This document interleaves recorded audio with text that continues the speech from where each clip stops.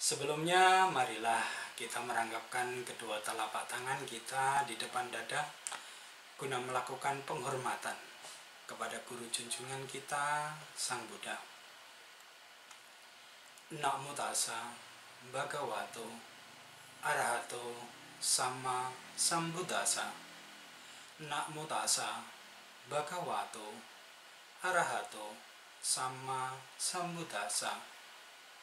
Namo tassa bhagavato arahato samma sambuddhassa. Terpujilah Sang Bhagawa yang Maha Suci, yang telah mencapai penerangan sempurna. Terpujilah Sang Bhagawa yang Maha Suci, yang telah mencapai penerangan sempurna. Terpujilah Sang Bhagawa yang Maha Suci, yang telah mencapai penerangan sempurna.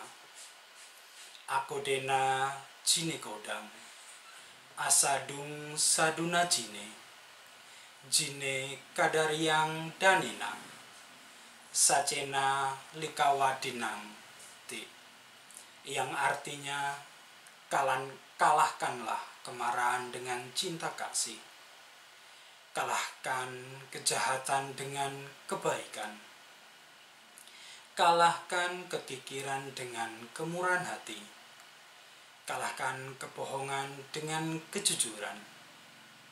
Dikutip dari kitab suci Dhammapada ayat 223. Selamat malam, terimalah salam anjali dari saya. Terpujilah Sang Buddha. Namo Buddhaya. Patut kiranya kita bersama untuk menyampaikan rasa syukur kita kepada Tuhan yang Maha Esa, Sang Tiratana, Buddha, Dhamma, dan Sangha. Karena pada kesempatan ini masih dapat mendengarkan Dhamma, ajaran Sang Buddha, melalui siaran mimbar agama Buddha di radio RRI Pro 1 Malang ini. Semoga dengan timbunan kebajikan yang kita lakukan ini dapat mengkondisikan berbuahnya karma baik berupa kesehatan, kekuatan, paras yang rupawan, dan umur panjang bagi kita semua. Pendengar yang berbahagia, pada kesempatan ini perkenankanlah saya, Sandra Rahmabodi, salah satu penyuluh agama Buddha sewilayah Malang Raya, menyampaikan ceramah dengan topik cinta yang universal. Kita ketahui bersama bahwa pada hari ini, tepat tanggal 14 Februari tahun 2022, oleh khalayak umum, tanggal 14 Februari ini disebut dengan Hari Valentine atau Hari Cinta. Saya masih ingat betul kala itu saya duduk di bangku sekolah menengah sampai juga di bangku perguruan tinggi. Pada Hari Valentine ini atau Hari Cinta ini ada sebuah kebiasaan untuk muda-mudi biasanya saling memberikan tanda cinta kepada teman atau juga para sahabatnya. Tanda cinta itu dapat berupa coklat, bunga, boneka, atau bahkan hadiah lainnya. Hari Valentine atau Hari Cinta ini seperti mengingatkan kita kembali untuk saling mencintai terhadap sesama. Ini dapat menjadi tolok ukur apakah cinta yang telah kita miliki ini menjadi lebih besar, tetap berkurang, atau mungkin malah telah memudar dimakan waktu. Idealnya memang seharusnya rasa cinta itu terus berkembang dan menjadi besar. Apalagi pada situasi yang saat ini kita bersama-sama atau bahkan seluruh dunia mengalami pandemi COVID-19. Pandemi ini seakan-akan membuat jarak antara satu individu dengan individu lainnya. Pandemi yang telah berlangsung lebih dari 2 tahun ini seakan membuat jarak dinding pemisah antara individu satu dengan individu yang lainnya. Demi menjaga dan mencegah COVID-19 ini, kita dianjurkan untuk mematuhi segala protokol kesehatan. Mulai dari menjaga jarak aman saat berinteraksi dengan orang lain. Ruang publik seperti disekat-sekat oleh protokol ini. Tempat-tempat duduk di fasilitas umum diberi tanda silang agar pada waktu duduk kita bisa ada jarak dengan orang lain yang duduk di sebelah kita. Di pertokoan, di minimarket, antara penjual dan pembeli juga diberi sekat. Bahkan di warung-warung makan atau restoran, kita dianjurkan untuk duduk berjauhan saat makan satu meja mungkin dengan keluarga atau teman dan kolega lainnya. Bahkan mungkin hanya diperbolehkan untuk membungkus makanannya saja dan menyantapnya di rumah. Protokol kesehatan demi pencegahan COVID-19 ini juga mewajibkan kita untuk tidak berjabat tangan saat bertemu dengan teman, kolega, atau keluarga. Jabat tangan yang dulu dapat memberikan rasa ikatan persahabatan dan kekeluargaan menjadi lebih akrab, sekarang hanya bisa berganti dengan salam yang saya rasa kurang dapat menimbulkan kehangatan dalam pertemuan tersebut.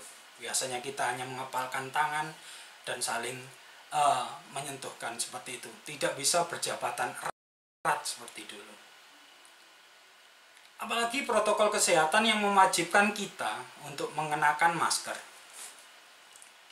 Masker yang menutupi wajah kita ini seakan menutupi keceriaan atau menyembunyikan senyuman kita yang bahagia bertemu dan bisa bersendau gurau dengan sahabat-sahabat kita saat kita dapat bertemu dengan mereka. Anak-anak yang bersekolah pun saat ini hanya dapat mengikuti kegiatan pembelajaran secara daring dan membatasi pembelajaran mereka secara tatap muka. Hal ini tentu saja secara tidak langsung mengkondisikan anak-anak untuk memiliki sifat individualistik yang disebabkan kurangnya interaksi dengan orang lain. Kurangnya interaksi ini juga membatasi anak untuk dapat mengungkapkan rasa sosialnya, yang salah satunya adalah rasa cinta itu sendiri. Fenomena sekarang ini menjadikan seseorang sudah mulai lupa akan nilai-nilai kehidupan. Seolah hidup itu hanya untuk diri sendiri dan mengabaikan orang lain. Tidak hanya itu, orang juga mengorbankan orang lain demi dirinya sendiri. Ini bukan barang yang aneh saat ini.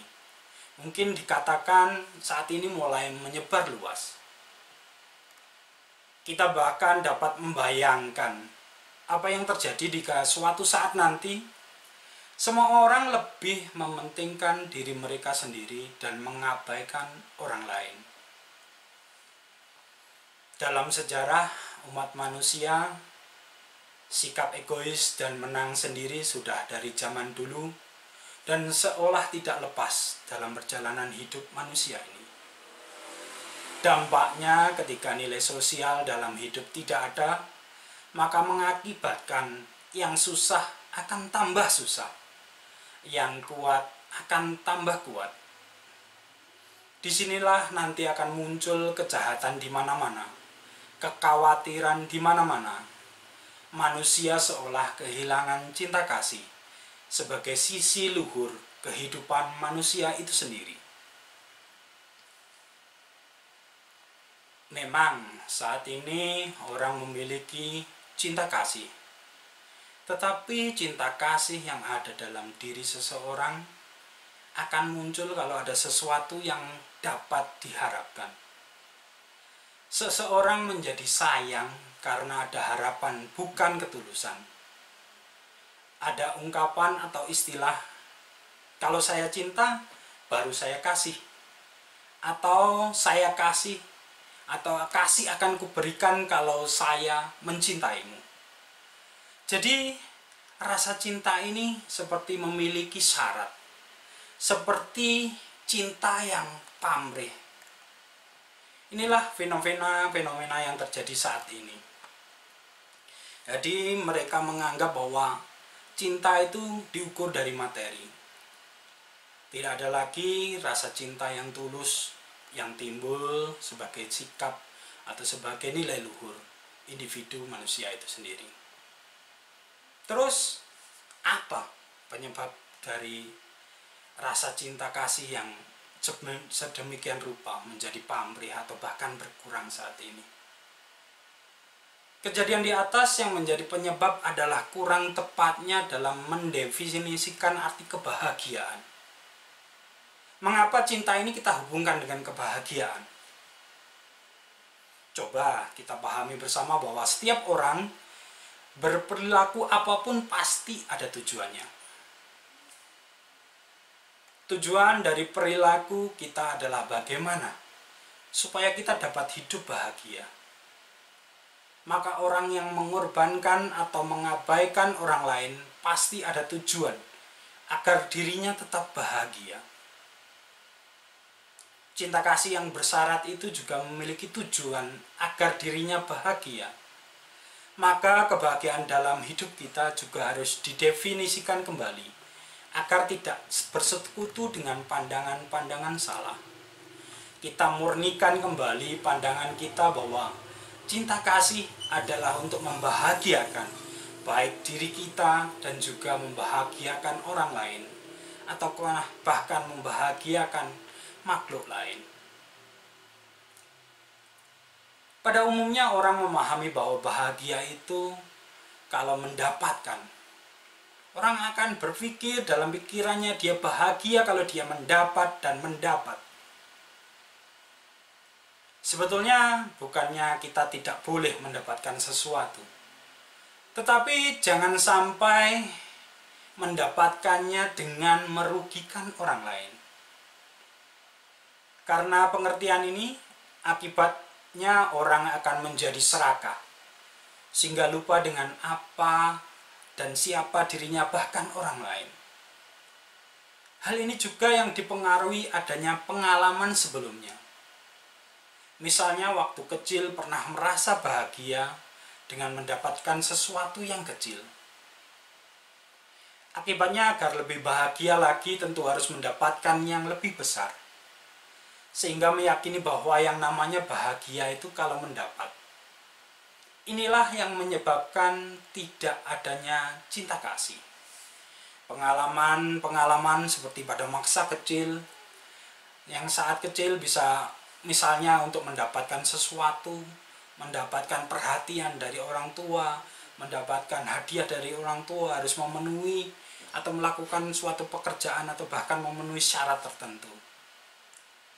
Inilah yang mempengaruhi pikiran anak tersebut hingga tumbuh menjadi manusia dewasa dengan menganggap cinta itu didapatkan bukannya ditumbuhkan dari dalam dirinya sendiri, tetapi disebabkan atau didapatkan dari orang lain. Selain itu, perselisihan, sikap iri, dengki, dan tidak adanya cinta kasih disebabkan adanya kebencian. Kebencian ini disebabkan karena tidak tercapainya apa yang diharapkan. Ketika seseorang hanya berpikir mendapat tetapi tidak tercapai, pada akhirnya atau pada umumnya orang itu akan merasa kecewa. Karena kecewa mungkin timbul perselisihan, dengki, dan berusaha melakukan apa saja, termasuk mengganggu orang lain. Inilah yang menyebabkan tidak adanya cinta kasih kembali. Contoh-contoh nyata dalam kehidupan sehari-hari, mungkin dalam bidang kehidupan seperti dalam bidang pekerjaan, mungkin bisnis, sebagai penjual dan lain sebagainya.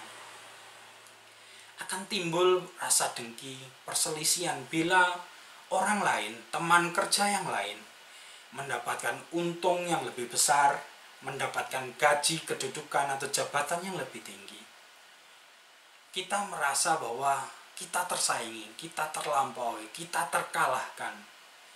Hal inilah yang akan memunculkan sikap-sikap buruk seperti sikap iri, dengki, dendam, dan lain sebagainya. Bila hal ini dipupuk terus, maka rasa cinta tersebut lama-kelamaan akan mulai hilang. Kepedulian, cinta kasih terhadap sesama lama-lama akan menjadi pudar. Terus bagaimana kita bisa mengembangkan cinta kasih itu kembali? Dalam Dhamma, Sang Buddha mengajarkan kita untuk mengembangkan cinta kasih. Dunia yang kita tempati ini akan harmonis dan damai. Tentu saja harus ditunjang oleh manusia yang penuh rasa cinta kasih. Cinta kasih dalam diri kita dapat kita mulai dari pikiran kita sendiri. Ketika pikiran kita memiliki pikiran atau pengertian tentang betapa bermanfaatnya cinta kasih ini akan dapat kita laksanakan. Pelaksanaan cinta kasih dapat kita mulai dengan mengucapkan dalam batin kita, yaitu kata-kata yang cukup pendek. Dalam bahasa Pali yaitu Sabbe Sata Bhawantu Sukhitata, atau dalam arti bahasa Indonesianya adalah semoga semua makhluk hidup berbahagia. Kalimat yang pendek ini bisa kita jadikan doa pendek yang dapat kita ucapkan sehari-hari dalam diri kita. Jika hal ini sering kita lakukan, akan menumbuhkan cinta kasih itu menjadi sebuah kebiasaan yang terwujud dalam tindakan kita yang nyata. Contohnya adalah datang sendiri dari guru junjungan kita, Sang Buddha, saat beliau masih menjadi Pangeran Siddhartha, sebelum menjadi Sama Sambuddha. Sebagai wujud cintanya kepada semua makhluk, Sang Buddha ini mencari, atau Pangeran Siddhartha ini mencari obat untuk mengatasi penderitaan dengan meninggalkan kehidupan istananya yang serba mewah dan berkelimangan kekayaan, dan dilanjutkan perjuangan Pangeran Siddhartha Pertapa Gautama dengan menyiksa diri selama 6 tahun, dan akhirnya bisa menemukan kebenaran sejati untuk membebaskan semua makhluk dari derita. Inilah contoh nyata yang patut kita tiru, kita tauladani sebagai muridnya. Dalam agama Buddha kita memiliki teknik meditasi. Dalam meditasi salah satu objeknya adalah dengan pemancaran cinta kasih. Hal ini sering kali kita laksanakan, tetapi kadangkalanya pelaksanaan ini belum bisa kita laksanakan dengan maksimal. Mungkin meditasi dengan waktu yang ala kadarnya tidak kita jadwalkan dengan rutin, sehingga menghasilkan hasil dari meditasi ini kurang maksimal. Kalau biasanya saya dalam membimbing pelaksanaan meditasi cinta kasih ini, kita awali dengan menenangkan tubuh kita. Kita giring batin kita untuk menjadi tenang, menjadi rileks. Biasanya saya tidak langsung mengambil objek cinta kasih. Terlebih dahulu saya awali dengan pengembangan atau objek dari Anapanasati dengan meditasi pernafasan. Dengan pernafasan ini, dengan menyadari pernafasan, lama-kelamaan akan menggiring batin kita menjadi lebih rileks, lebih tenang, dan siap untuk bermeditasi. Setelah batin dan tubuh kita dirasa menjadi rileks dan tenang, barulah kita akan menuju ke objek utama, yaitu pemancaran cinta kasih. Pengembangan rasa cinta kasih ini biasanya, kalau saya membimbingnya, biasanya akan menganjurkan untuk setiap individu kembali mengingat rasa cinta yang didapatkan dari orang-orang yang dicintainya atau orang-orang terdekatnya.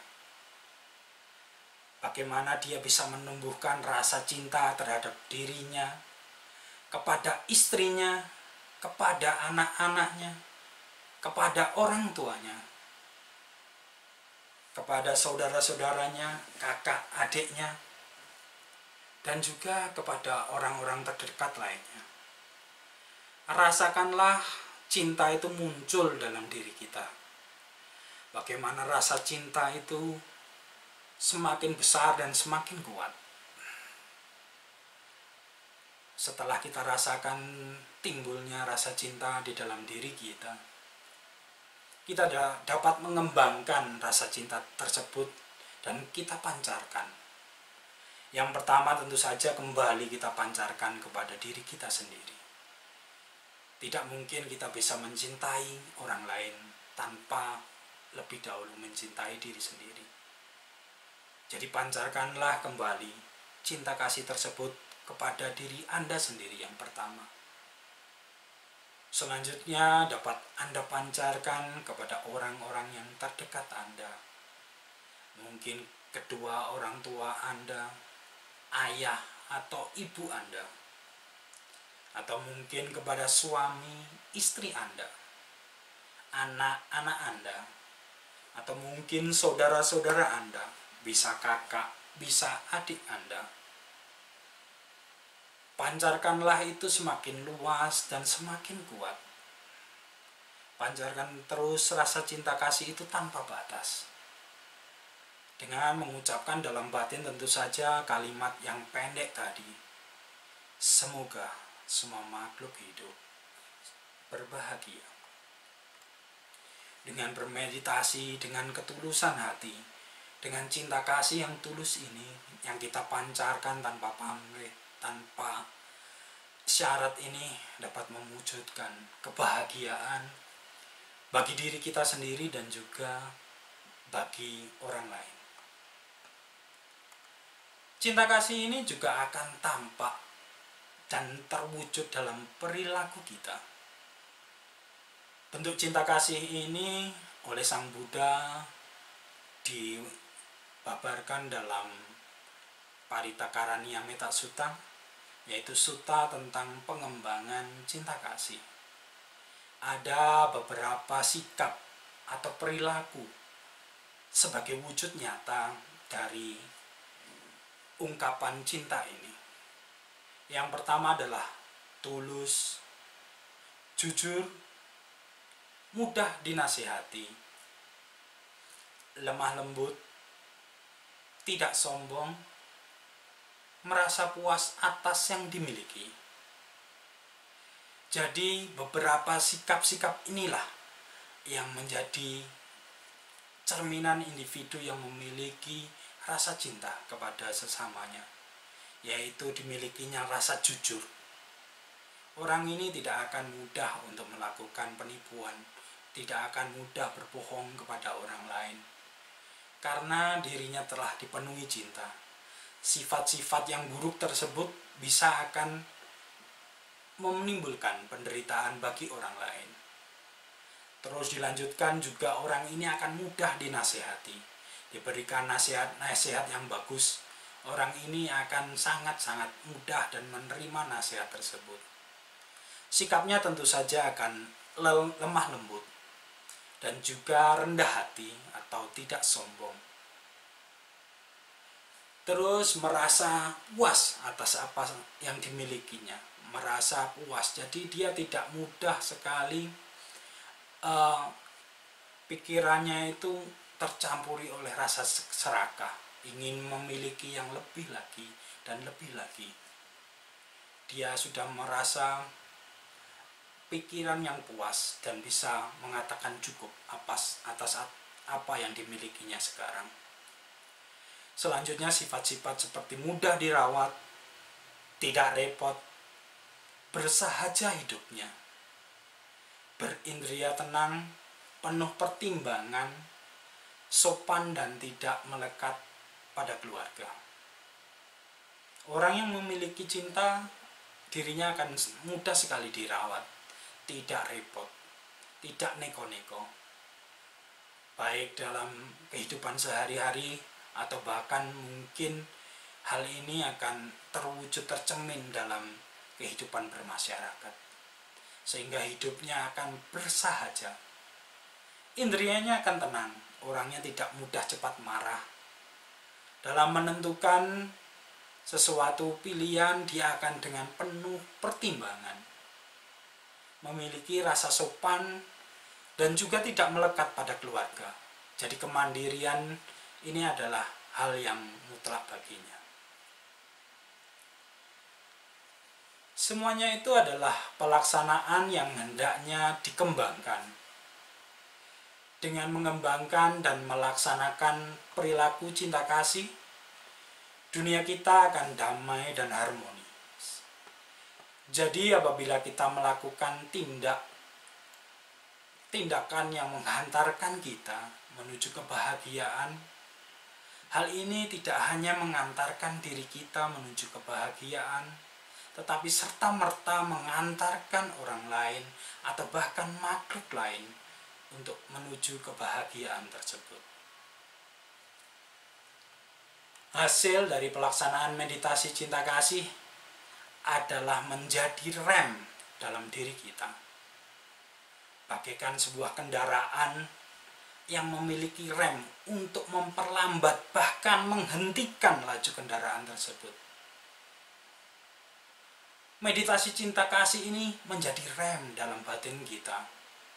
Bila kita akan melakukan perbuatan yang buruk, baik melalui pikiran, ucapan, dan tindakan, rasa cinta yang ada dalam diri kita yang telah kita latih melalui pelaksanaan meditasi, yang telah kita wujudkan dalam kehidupan sehari-hari ini akan menjadi rem bagi diri kita untuk tidak melakukan perbuatan buruk kepada makhluk lain, kepada manusia lain.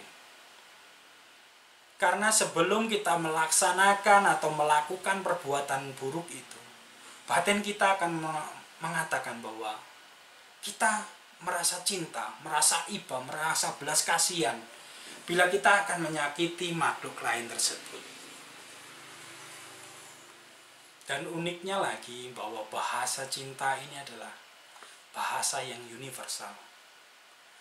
Bahasa yang dapat diterima oleh segala makhluk, tidak hanya manusia.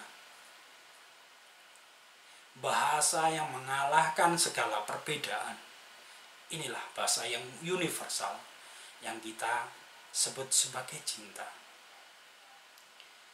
Cinta adalah bahasa kehidupan dan dimiliki oleh semua makhluk hidup. Cinta tidak mengenal batasan. Walaupun acap kali manusia merasa paling sempurna karena memiliki akal pikiran dan hati nurani yang membedakan dengan makhluk-makhluk lain yang lebih rendah daripadanya. Terus kita bertanya, apakah makhluk hidup lain tidak mempunyai cinta? Tentu saja makhluk lain juga memiliki rasa cinta. Tetapi bagi kita yang masih awam, ini belum bisa mengerti bahasa cinta makhluk-makhluk selain manusia. Kita bisa melihat bahasa cinta untuk hewan. Ini bisa diterjemahkan sebagai naluri yang alami. Seperti contohnya seekor induk monyet yang akan bertahan mati-matian menjaga anaknya dari setiap ancaman. Atau dari seekor induk ayam yang rela berpuasa dan mengerami telurnya hingga menetas. Atau yang lain seperti seekor induk arwana yang rela tak makan demi melindungi anak-anaknya yang ada dalam mulutnya. Contoh yang lebih ekstrim lagi adalah induk laba-laba yang mengorbankan dirinya untuk makanan anak-anaknya. Inilah contoh-contoh dari makhluk-makhluk bahwa selain manusia seperti binatang juga memiliki bahasa cinta, bahasa yang universal ini. Bahasa yang universal ini tentu saja akan bisa mengatasi segala perbedaan. Karena sangat pentingnya bahasa universal, bahasa cinta ini, dalam Brahma Wihara, Sang Buddha meletakkan atau mengurutkan bahwa cinta di bagian yang terbaik, bagian yang pertama, yang paling utama, yaitu di dalam Brahma Wihara yang terdiri dari 4 kediaman luhur. Metta atau cinta kasih ini adalah menduduki urutan yang pertama, dilanjutkan dengan karuna sebagai rasa kasih sayang, mudita sebagai sukacita atau simpatik, dan empati. Dilanjutkan yang terakhir adalah upeka sebagai keseimbangan batin. Jelas bahwa Sang Buddha meletakkan metta di urutan pertama ini sebagai dasar dalam pelaksanaan kediaman luhur yang selanjutnya, yaitu karuna, mudita, dan upeka. Munculnya rasa cinta ini dalam agama Buddha disebut sebagai dana. Ini adalah salah satu wujud nyata dari rasa cinta. Berdana atau berbagi dengan orang lain. Ini adalah wujud nyata dari rasa cinta kasih itu. Dana sebagai wujud rasa cinta ini kita dapat berikan. Tidak harus berupa materi. Kalau kita mungkin menganggap materi itu kita masih belum berkecukupan. Ada salah satu hal kecil yang kita dapat wujudkan, yaitu dengan memberikan senyuman, sapaan yang baik kepada teman, keluarga, kolega, saudara, tetangga. Dengan senyuman yang manis, dengan sapaan yang lembut, ini akan mewujudkan kebahagiaan, ketentraman bagi siapa saja yang mendapatkan senyuman dan sapaan tersebut. Ini adalah wujud dana yang kecil yang dapat kita wujudkan setiap saat dengan siapa saja. Kalau mungkin dirasa mampu, kita juga bisa menyumbangkan tenaga kita. Kita mau bisa membantu di lingkungan, mungkin di lingkungan tetangga kita sedang ada perbaikan rumah atau mendirikan rumah. Kita bisa datang menyumbangkan tenaga kita. Ini adalah wujud rasa cinta kita yang kita wujudkan, kita munculkan dalam kehidupan sehari-hari. Inilah wujud-wujud nyata dari rasa cinta itu. Terus, apakah manfaat dari pengembangan cinta kasih itu? Dalam Anguttara Nikaya bagian 11, Sang Buddha juga menjelaskan berapa manfaat dari pengembangan rasa cinta kasih. Ada 11 manfaat yang dapat diperoleh, yaitu pembebasan, yaitu 11 ini adalah dia akan tidur dengan tenang. Jadi seseorang yang melaksanakan atau mengembangkan rasa cinta kasih kepada orang lain ini akan bisa tidur dengan tenang. Tidak akan mengalami mimpi buruk. Yang ketiga, bangunnya akan menjadi segar bugar. Karena dia memiliki rasa cinta, tentu saja batinnya menjadi tenang, tidurnya berkualitas, tidak mimpi buruk, sehingga bangunnya pun menjadi segar. Ini masih contoh-contoh atau manfaat dari pengembangan cinta yang sangat gamblang kita bisa wujudkan. Selanjutnya, dari mengembangkan rasa cinta kita ini kita akan dicintai kembali oleh manusia yang lain. Karena kita telah mengembangkan cinta kita kepada orang lain, tentu saja manusia atau orang lain akan mencintai juga diri kita. Bahkan oleh Sang Buddha dijelaskan bahwa kita pun tidak akan dicintai oleh manusia saja. Kita akan dicintai dan dilindungi oleh para dewa. Bahkan bukan hanya manusia, para dewa ini juga akan melindungi kita. Itulah mengapa bahwa cinta ini disebut sebagai bahasa universal. Tidak hanya bahasa yang dapat dimengerti oleh manusia, hewan, tapi bahkan dewa pun akan juga melindungi seseorang yang dengan penuh rasa tulus mengembangkan rasa cinta ini. Dijelaskan juga oleh Sang Buddha bahwa api, racun, dan senjata tidak dapat melukainya. Ini jelas bahwa seseorang yang dicintai tentu saja tidak akan memiliki musuh. Semuanya akan mencintainya, melindunginya. Bahkan api, racun, dan senjata apapun tidak akan melukainya.